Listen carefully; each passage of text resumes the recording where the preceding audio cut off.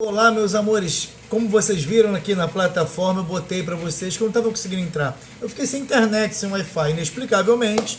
Já liguei para a operadora e a operadora diz, daqui a pouco estamos resolvendo, é problema na região. Enfim, para vocês não ficarem sem aula, eu estou gravando essa aula que provavelmente vocês vão estar assistindo pelo link. Filosofia, nono ano, tá? A gente fecha hoje o capítulo 15 e 16, na verdade, são capítulos fáceis da parte final, tá?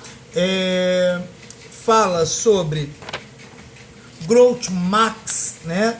Groucho Marx, né? Eu nunca sei falar o nome dele, tem pessoas que utilizam Groucho mesmo, ou Groucho, enfim, eu nunca sei. De verdade que é um humorista norte-americano, tá? A gente vai chamar ele de Marx, não Karl Marx, mas sim esse Marx. E ele, de alguma forma, ele coloca uma citação que faz a gente pensar um pouquinho. E essa colocação que ele avisa é o seguinte: você vai acreditar em mim ou nos seus olhos? E é interessantíssimo esse ponto. Por quê? Quando você acredita em algo, né, você debate sobre ele, você olha sobre ele, e aí existem três tipos desse conhecimento sobre alguma coisa. O primeiro conhecimento que nós temos é o conhecimento por contrato, e aí a definição está assim, ó, aquele que baseia uma experimentação concreta. Por exemplo, quando afirma, eu conheço bem Copacabana. O pressuposto aqui é de quem afirma que teve contato com essa realidade. Eu estive em Copacabana, eu passei por Copacabana, então eu conheço, esse é um conhecimento por contrato, eu tive lá, tive prova, vi. Tenho conhecimento como habilidade, que é interessante.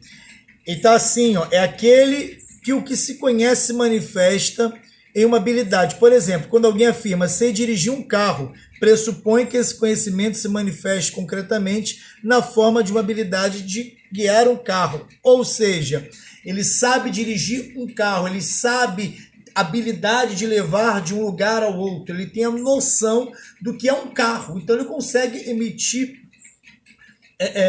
uma direção. Diferentemente do primeiro que a gente tem como contrato, o cara fala, eu conheço, ele não fala eu conheço o carro, e sim eu sei dirigir um carro, seja ele qual for. E por último, o conhecimento por proposição, é aquele que se faz uma afirmação e que se dá por certo saber sobre determinado tema. Por exemplo, sei que cães são mamíferos.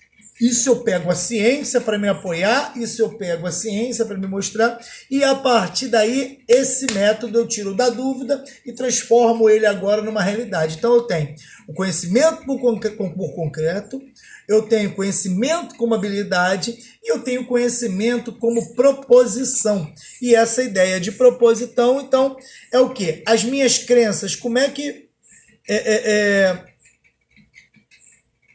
como essas crenças podem afetar? Muitas vezes é interessante que você acredita que as suas crenças podem de alguma forma afetar o cotidiano. Por exemplo, eu vi o jogo do Botafogo ontem.